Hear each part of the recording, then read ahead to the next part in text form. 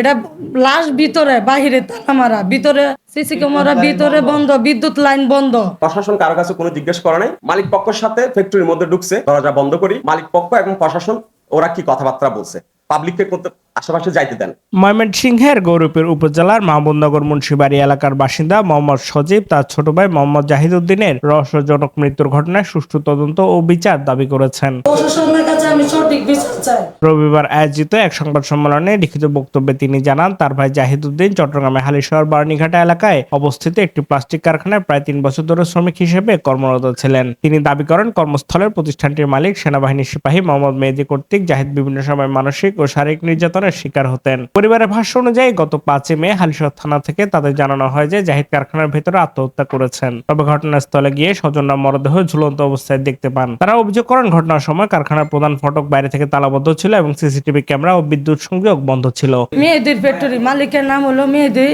ওই মেহেদী আমাদের সাথে এখন পর্যন্ত কোনো কথা বলে নাই। আবার পুলিশ প্রশাসনও আমাদের সাথে কোনো কথা বলে নাই। ওই যে জায়গায় ঘটনা ঘটছে ও জায়গায়ও কোনো তদন্ত নেয় নাই, কাউকে জিজ্ঞাসাবাদ করে নাই। তা আমাদের মনে হচ্ছে এটা পরিকল্পনায় ভাবে মৃত্যু। সিসি ক্যামেরা ভিতরে বন্ধ, বিদ্যুৎ লাইন বন্ধ। এবং মালিকের স্ত্রী যখন ফ্যাক্টরি মানুষের আক্রমণ করছে, তখন মালিকের স্ত্রী আয়া তালা খুললে লাশ দেখাইছে।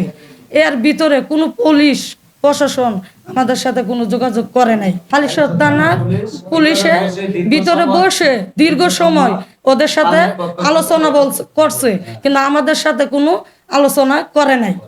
ওদের সাথে দীর্ঘ সময় দরজা লাগায়া গেট লাগায়া আলোচনা করছে, কিন্তু আমাদের সাথে কিছু আলোচনা করে নাই।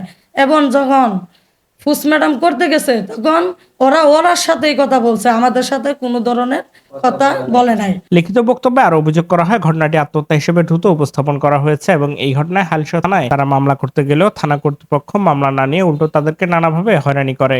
প্রশাসনের তো দরকার ছিল এলাকার মধ্যে জিজ্ঞেস করা, ছেলেটার সম্বন্ধে একটু তদন্ত করা, কোনো তদন্তই করে নাই। থানায় নিয়ে গেল, থানার থেকে পোস্টমর্টম নিয়ে গেছে, পোস্টমর্টম শেষ হয়েছে, তাদের লাশ তাদেরকে ফিরে দিছে, বাস তারা দাফন করছে। এখন ওরা যেহেতু ওর খালাতো ভাই বা ওটা হচ্ছে ওর ভাই, ও ছিল, তাহলে ওদের সাথে তো একটু যোগাযোগ করার দরকার ছিল। এখন থানা থেকে একটা ফরওয়ার্ডিং দিয়ে দিছে যে এটা নর্মাল মৃত্যু।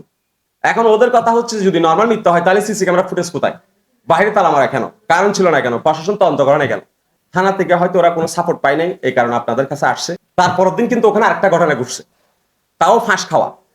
ওই আসামিটা কিন্তু ইনস্ট্যান্ট অ্যারেস্ট হয়েছে। তারা কিন্তু প্রভাবশালী, হয়তো এলাকার লোকাল, ওই কারণে। কিন্তু এই ছেলেটার মা নাই, বাবা নাই, ভাই প্রতিবন্ধী, বোন নাই, বাড়ি হচ্ছে ময়মনসিংহ। হ্যাঁ, ওরকম দুর্বল মনে করি কোনো কিছু লোকানো হচ্ছে কিনা, এটাই বড় বিষয়। হ্যাঁ, আপনারা একটু তদন্ত করি, এই জিনিসটা সত্যিটা বের করে আনবেন, এইটাই।